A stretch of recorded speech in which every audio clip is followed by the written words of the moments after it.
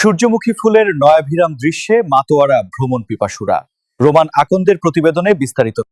ফাল্গুনের দুপুরে মিষ্টি রোদে ঝলমল করা সূর্যমুখী ফুলের নয়াভিরাম সৌন্দর্য ছড়িয়ে পড়ছে গাইবান্ধায়।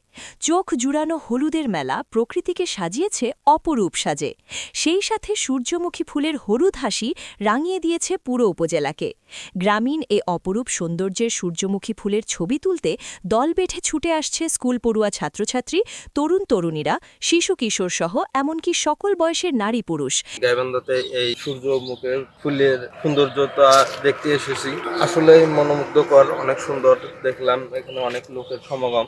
আসলে আমরা ফেসবুকে অনেকটা দেখি যে ভাইরাল ফুল, যে ভালো লেগেছে তাই আমি আসলাম আর কি। আসলে অনেক ভালো।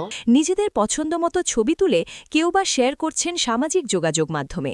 ঘুরতে আসা দর্শনার্থীরা জানান, অন্যান্য বছরে সরিষা ফুলের সমারোহে মেতেছিল চারদিক, তবে এবছর গাইবান্ধা জেলায় টিটিসি সংলগ্ন রাস্তার পাশে চাষ করা হয়েছে সূর্যমুখী ফুল।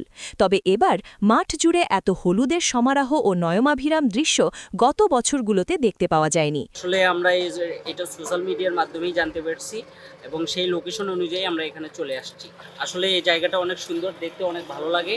আর যারা বিশেষ করে ফুলকে যারা ভালোবাসে তারা এখানে আসতে বাধ্য।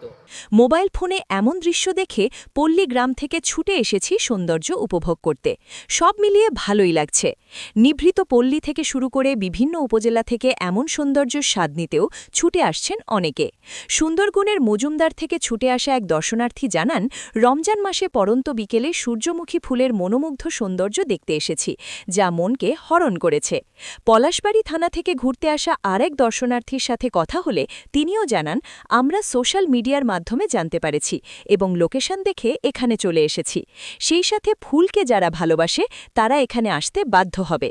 এদিকে সূর্যমুখী ফুলের মালিকের সাথে কথা হলে তিনি জানান, আমার আগে থেকে একটা গ্রিন ভ্যালি ফাস্ট ফুড নামে একটা প্রতিষ্ঠান আছে।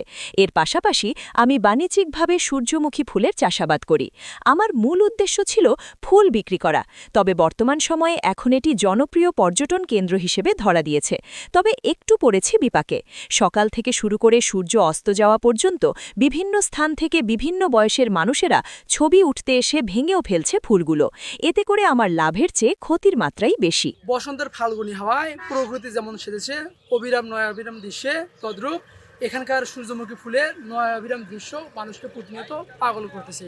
তাই শরণার্থী এবং স্থানার্থী সকলের কাছে স্থানীয় লোকজনের আহ্বান এবং যেখানে আপনারা মালিকের সঙ্গে কথাবার্তা বলা হয়েছে, এই মালিকেরও আহ্বান যে আপনারা এখানে আসবেন ভ্রমণ পিপাসী লোকজন হিসেবে।